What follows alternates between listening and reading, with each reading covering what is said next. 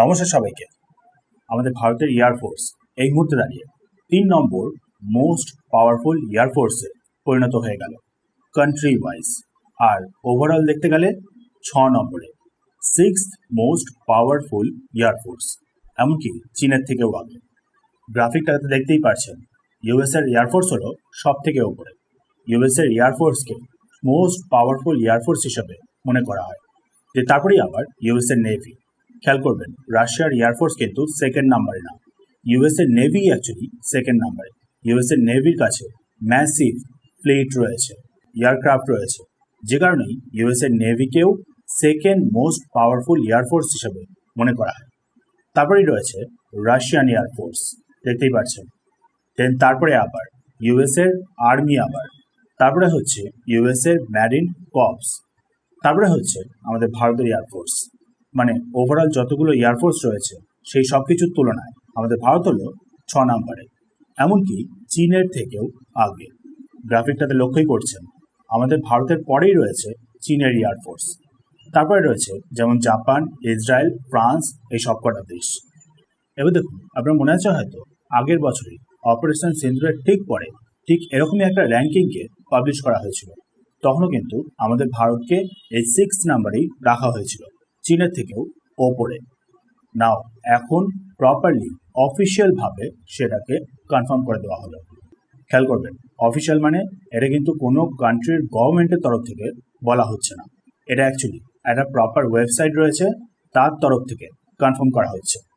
মিডিয়াতে যাওয়ার পর যে রিপোর্টটা এদিক ওদিক পাবলিশ হচ্ছে। এবার দেখুন, কথাটা হচ্ছে কী কারণে আমাদের ভারতের এয়ারফোর্সকে র্যাঙ্ক করা হলো চীনের থেকেও ওপরে, তাই না? কারণটা কি? তারপর এমন কি ওয়েবসাইট যেটাকে কিনা এতটা পরিমাণে গুরুত্ব দেওয়া হয় যে সবকটা ওয়ার্ল্ডের মিডিয়া এই ওয়েবসাইটকে ফলো করে। তারপর আবার কোনো কি হিডেন এজেন্ডা রয়েছে এই র্যাঙ্কিং সিস্টেমটার পেছনে? চলুন এই সব কিছুকেই জেনে নেওয়া যাক। প্রথমেই তো এই যে র্যাঙ্কিং সিস্টেমটা, এটাকে পাবলিশ করেছে হচ্ছে WDMMA, মানে হচ্ছে World Directory of Modern Military Aircraft, একটা গ্লোবাল এয়ার পাওয়ার র্যাঙ্কিংয়ের ওয়েবসাইট। ফলো করা হচ্ছে ট্রু ভ্যালু র্যাঙ্কিং, দেখতেই পাচ্ছেন এখানে প্রপারলি লেখা রয়েছে ট্রু ভ্যালু র্যাঙ্কিং, মানে অ্যাকচুয়াল কোনো দেশের এয়ারফোর্সের কাছে কতগুলো টোটাল এয়ারক্রাফট রয়েছে, সংখ্যাটা কতটা, সেইটার ওপরে নির্ভর করে না। অ্যাকচুয়ালি একটা পার্টিকুলার ওয়ে তৈরি করেছে যার মাধ্যমে ট্রু ভ্যালু র্যাঙ্কিংটা এই ওয়েবসাইটটা ডিসাইড করে, দিয়ে তারপর র্যাঙ্ক করে কোন দেশ 1 নম্বরে রয়েছে, 2 নম্বরে রয়েছে, আর কোন দেশ 6 নম্বরে রয়েছে। সেই অনুযায়ী আমাদের ভারতকে র্যাঙ্ক করা হয়েছে 6 নম্বরে। দেখতেই পাচ্ছেন, র্যাঙ্কিং অনুযায়ী ইউএসকে দেওয়া হয়েছে 242.9 TVR, true value number, United স্টেটসের এয়ারফোর্সকে।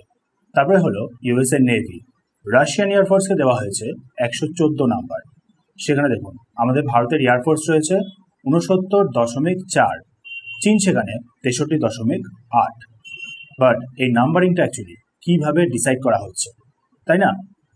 বল দেখুন, এই নাম্বারিংয়ের জন্য পরপর দেখতে পাচ্ছেন মেইন যে কোয়ান্টিটি, সেটাকে কিন্তু কোনোভাবেই ভ্যালু দেওয়া হয় না, ভ্যালু দেওয়া হয় কোয়ালিটিকে।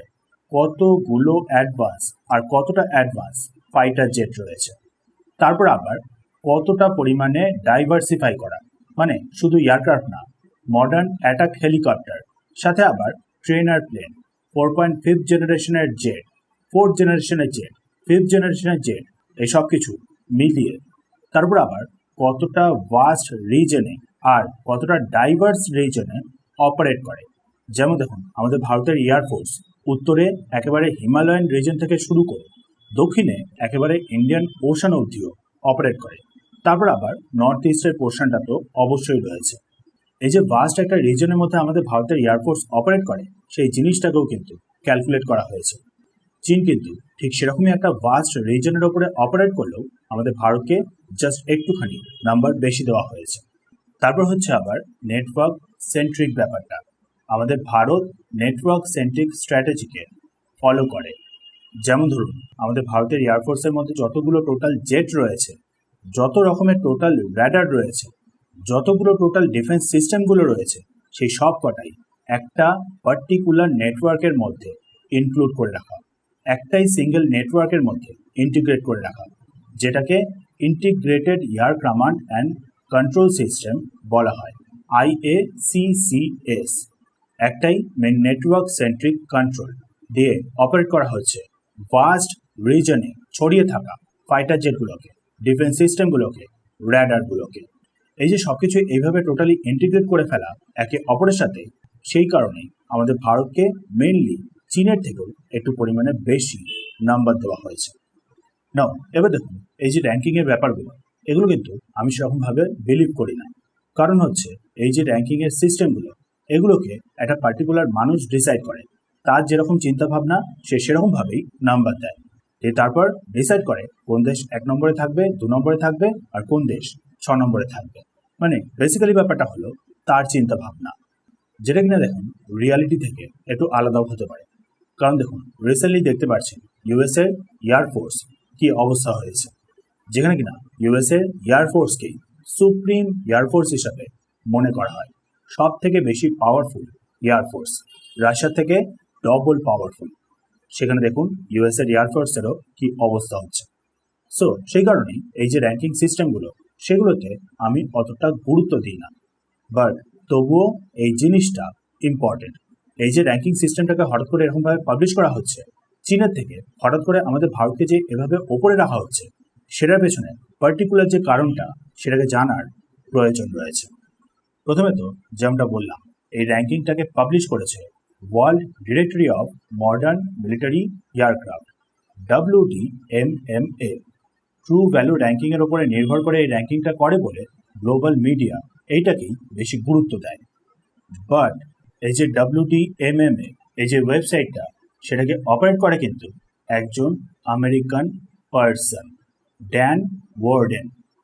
ড্যান ওয়ার্ডেন কিন্তু কোনো রকমের ডিফেন্সের দিক থেকে কোনো এক্সপার্ট না, নর্মাল একজন ডিফেন্স এনথুজিয়াস্ট, যে কিনা এরকম আরও 2 ধরনের ওয়েবসাইট অপারেট করে, যেমন হচ্ছে মিলিটারি ফ্যাক্টরি, সাথে হচ্ছে গ্লোবাল ফায়ার পাওয়ার র্যাঙ্কিং। শুনেছেন হয়তো এই গ্লোবাল ফায়ার পাওয়ার র্যাঙ্কিংয়ের ব্যাপারটা খুবই পপুলার। সো এই 3টে ওয়েবসাইটকেই এই ড্যান ওয়ার্ডেন অপারেট করেন, যে কিনা হলেন একজন আমেরিকান। 2021 থেকে এই এয়ারফোর্সকে র্যাঙ্ক করার ব্যাপারগুলোকে স্টার্ট করেন, আর 2022 থেকেই ওয়ার্ল্ডের মিডিয়া তার ওয়েবসাইটটাকে ফলো করা শুরু করে দেয়, বিশেষ করে রাশিয়া আর ইউক্রেনের সিচুয়েশনটা শুরু হওয়ার পর থেকে। তারপরেই আগের বছর 2025-এ আমাদের ভারতের সাথে পাকিস্তানের ব্যাপারটা হয়, চীন যেখানে ইনভলভ ছিল, তারপর থেকেই আমাদের ভারতকে র্যাঙ্ক করা শুরু করে দেওয়া হয় চীনের থেকেও ওপরে। আমাদের ভারত 6 নম্বরে, সেখানে চীন হলো 7 নম্বরে। ইজিলি এইভাবে আমাদের ভারতকে চীনের থেকেও ওপরে রেখে দেওয়া, এটা কিন্তু কোনোভাবেই সিম্পল হতে পারে না। কিছু একটা উদ্দেশ্য তো এর পেছনে অবশ্যই রয়েছে। বিশেষ করে দেখুন, যেহেতু একজন আমেরিকান পার্সন, যতই কিনা বলা হোক যে তার আমেরিকার যে প্রপার যে ডিফেন্স এক্সপার্টসরা, তার সাথে কোনো পরিচয় নেই, তার সাথে কোনো লিঙ্ক নেই, সে ইন্ডিপেন্ডেন্টলি এই র্যাঙ্কিং সিস্টেমগুলোকে পাবলিশ করে। বাট তবুও কিন্তু এই জিনিসগুলোকে এইভাবে ইজিলি নেওয়া যায় না। কোথায় কি কানেকশন থাকতে পারে সেটা আমাদের পক্ষে বলাটা কোনোভাবেই পসিবল না। লক্ষ্য করবেন, রিসেন্ট সময় কন্টিনিউয়াসলি চেষ্টা করা হচ্ছে যাতে কিনা আমাদের ভারত আর চীন একে অপরের সাথে শুরু করে দেয়। সো কে জানে, হতে পারে এই র্যাঙ্কিং সিস্টেমটা অ্যাকচুয়ালি, তাই না? আপনার কি মনে হয় না সেটাও একটা কারণ হতে পারে?